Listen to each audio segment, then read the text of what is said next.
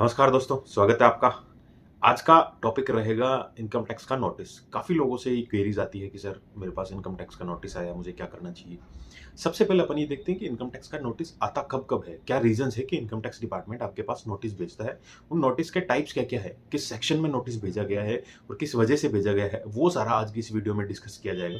Notice under section 156 156 का जो notice आता है वो डिमांड का नोटिस होता है। कोई भी आपका टैक्स, इंटरेस्ट, पेनल्टी, फाइन या कुछ भी आपका पेंडिंग हो इनकम टैक्स डिपार्टमेंट के साथ, आपने नहीं डिपॉजिट कराया है, उसका एक नोटिस आता है, वो डिमांड नोटिस है। हो सकता है डिमांड नोटिस आपका असेसमेंट या स्क्रूटनी होने के बाद का हो, या हो सकता है पहले का कोई पेमेंट ड्यू हो उसका हो। वो उस नोटिस को देखने पे ही क्लियर होगा कि किस तरह का नोटिस, किस तरह की डिमांड ये 156 में भेजी गई है। नोटिस अंडर सेक्शन 148 है। देखिए 148 का स्ट्रक्चर काफी बदल चुका है फेसलेस स्कीम आने के बाद। पहले जनरल 148 का नोटिस भेजा जाता था, वो इसलिए भेजा जाता था कि आपने या तो कोई इनकम छुपाई है या आपने कंप्लीटली सारी इनकम छुपाई है, कहीं ना कहीं इनकम का एस्केपमेंट हुआ है, उस इनकम पे आपको टैक्स देना चाहिए था लेकिन आपने इनकम छुपाई और टैक्स नहीं दिया, इस वजह से 148 का नोटिस भेजा जाता है। अब फेसलेस स्कीम आने के बाद क्या है कि 148 के सब close A B C D हो गए, जो कि अलग अलग टाइप्स के नोटिस हैं वो भेजे जाते हैं। ये एक बड़ा वीडियो हो जाता अगर 148 पूरा मैं डिस्कस करता इसमें, इसीलिए 148 का स्पेशली मैंने अलग से वीडियो बनाया है, उसका लिंक डिस्क्रिप्शन में ऊपर आई बटन में दे दिया है। 148 काफी लंबा और काफी बड़ा मैं कह सकता हूँ सेक्शन अब हो चुका है। सेक्शन 131, सेक्शन 131 में समन भेजा जाता है। मान लीजिए आपने कोई इनकम छुपाई है और बैंक से किसी से डिटेल चाहिए, तो बैंक को 131 में समन भेजा जाता है कि आप ये इन्फॉर्मेशन दीजिए, और आप खुद फिजिकली यहाँ प्रेजेंट हुई है वो इन्फॉर्मेशन लेके, वो 131 में होता है। इसके अलावा 131 में आपको भी ये बोला जा सकता है कि आप आपके बुक्स ऑफ अकाउंट लेके प्रेजेंट होइए, आपका सारे जो बुक्स ऑफ अकाउंट है वो आपको ले जाना पड़ेगा 131 में अगर नोटिस आया है। एक नोटिस आता है 133(6) जो कि कॉल फॉर इन्फॉर्मेशन के लिए राइट से डिपार्टमेंट के पास कि किसी से भी इन्फॉर्मेशन मंगवा सकता है अगर उनका केस स्क्रूटनी में आए तब। ऐसे जनरली नहीं भेजा जाता 133(6), अगर स्क्रूटनी में है तो वो नोटिस जाता है। Section 139 sub section 9, defective return. Defective return का ये जो नोटिस आता है वो क्यों आता है, क्या रीजंस है। वो रीजंस ये हो सकते हैं कि आपने आईटीआर इनकम्प्लीट रखी है, कंप्लीटली आईटीआर नहीं भरी है, आपने कोई ना कोई ऐसी डिटेल की चूक की है, ओमिशन ऑफ मैंडेटरी डिटेल्स हुई है, या फिर मिसिंग है कोई भी इंफॉर्मेशन टैक्स से रिलेटेड, या फिर मिसमैच है नेम या फिर अनपेड टैक्सेस में। यानी आपने मान लीजिए 50,000 का टैक्स पे किया है लेकिन आपके यहाँ शो नहीं कर रहा है, फॉर्म 16 में शो नहीं कर रहा, फॉर्म 26(a) में शो नहीं कर रहा कि आपने पूरा 50,000 पेमेंट किया है। उस मिसमैच की वजह से ये सारे ऐसे रीजंस हो सकते हैं जो आपकी डिफेक्टिव रिटर्न की कैटेगरी में आपको ला सकते हैं और आपको नोटिस आ सकता है 139 सबसेक्शन 9 में। इसीलिए जब आईटीआर भरें तो पूरा केयरफुली चेक करें कि कहीं मिसमैच तो नहीं है, कहीं मैंने कोई गलती तो नहीं की है।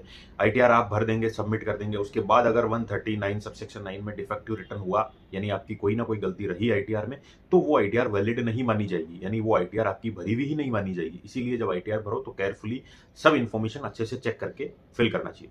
सेक्शन 142 सब क्लॉज 1, असेसमेंट में आपका केस आ चुका है, स्क्रूटनी में आपका केस आ चुका है, उसके बाद आपको इंक्वायरी के लिए सेक्शन 142(1) में नोटिस भेजा जाएगा सारी इन्फॉर्मेशन कलेक्ट करने के लिए। चाहे आपने आईटीआर भरी है, चाहे आपने आईटीआर नहीं भरी है, 142(1) का नोटिस आएगा अगर आपका केस असेसमेंट या स्क्रूटनी में आया है, उसके बाद इंक्वायरी के लिए। सेक्शन 143(1), आपने काफी बार देखा होगा आईटीआर फाइल करने के बाद आपके पास मेल पे एक नोटिस आता है 143(1) में।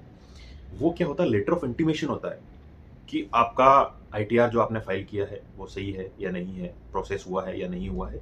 वो आप ई फाइलिंग पोर्टल पे www.incometax.gov.in पे चेक कर सकते हैं। वहीं आपको ये नोटिस 143(1) में मिलेगा, जिसे लेटर ऑफ इंटीमेशन बोलते हैं। कोई आपके एरर हो गई है आईटीआर में, आप इनकरेक्ट इन्फॉर्मेशन आपने डाल दी है, इस वजह से आपको ये शो कर देगा नोटिस कि आपकी ये प्रॉब्लम हुई है, ये एरर हुई है या ये प्रॉब्लम आई है, इसे आप रिजॉल्व कीजिए ताकि हम आईटीआर प्रोसेस कर पाए। Section 143(2), scrutiny notice. Scrutiny notice यानी आपकी आईटीआर सेलेक्ट की गई है स्क्रूटनी के लिए, असेसमेंट के लिए। आपने जो इनकम बताई है वो डिपार्टमेंट ने सही नहीं मानी है, आपने कहीं ना कहीं इनकम कोई ना कोई छुपाई है, या आपका कोई भी ऐसा इशू हो सकता है जिसकी वजह से आपका केस स्क्रूटनी में आया है। वो सारी इन्फॉर्मेशन उस नोटिस में दे रखी होगी कि किस वजह से केस को स्क्रूटनी में लिया गया है, तो वो नोटिस देख के ही क्लेरिफाई कर सकते हैं या क्लेरिफाई हो सकता है कि नोटिस क्यों आया है। सेक्शन 245 है set of and with holding of funds. यानी आपकी कोई टैक्स डिमांड है, पहले से पेंडिंग है और अब आपने आईटीआर भरी है, उस आईटीआर में आपका रिफंड बन रहा है, तो डिपार्टमेंट क्या करेगा, आपका रिफंड ना देके जो पहले की डिमांड पेंडिंग है उसे एडजस्ट करेगा, सेट ऑफ करेगा। उसके बाद आपका अगर एक्सेस में है रिफंड तो वो जारी कर देगा, अगर नहीं है तो फिर रिफंड नहीं आएगा।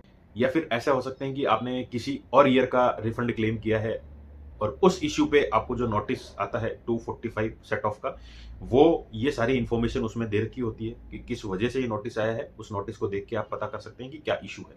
अब ध्यान रहे 148 एक ऐसा सेक्शन हो चुका है काफी ब्रॉड, फेसलेस के बाद से उसको अलग अलग टाइप से पहले इंक्वायरी की जाती है, फिर एसएससी को एक मौका दिया जाता है कि ये आपकी इन्फॉर्मेशन हमारे पास आई है, क्या हम 148 का स्क्रूटनी में केस ले लें। अगर आप ये जस्टिफाई नहीं करोगे कि ये किस वजह से आपकी इनकम छुपाई गई है तो स्क्रूटनी यानी 148 में आपका केस आ जाएगा। और अगर आप वहीं जस्टिफाई कर दोगे उस नोटिस का रिप्लाई देके कि ये इस वजह से आपके वहां शो कर रही है इनकम जबकि मेरी इनकम नहीं है, या जो भी आपका इशू है, अगर सेटिस्फाई हो जाता है अथॉरिटी तो फिर आपका स्क्रूटनी में केस नहीं आता है। सेटिस्फाई नहीं होता है तो फिर आपका केस स्क्रूटनी 148 में आएगा। 148 डी का नोटिस आपको भेजा जाएगा, उसके बाद प्रोसीडिंग स्टार्ट होगी। इसीलिए 148 एक बड़ा सेक्शन हो गया है, उसे मैंने अलग से एक वीडियो बनाया है, वहां आप देख सकते हैं, डिस्क्रिप्शन में आई बटन में उसका लिंक मिल जाएगा। इन्फॉर्मेशन ज़्यादा से ज़्यादा लोगों तक शेयर कर सकते हैं ताकि लोग अवेयर हो सकें कि इनकम टैक्स डिपार्टमेंट से किस किस तरह के नोटिस आए हैं। किसी को भी ये प्रॉब्लम है कि ये मेरा इस तरह का नोटिस है तो आप कमेंट सेक्शन में डाल सकते हैं। जो भी आपकी क्वेरी होगी उसका जवाब मैं जरूर दूंगा। धन्यवाद।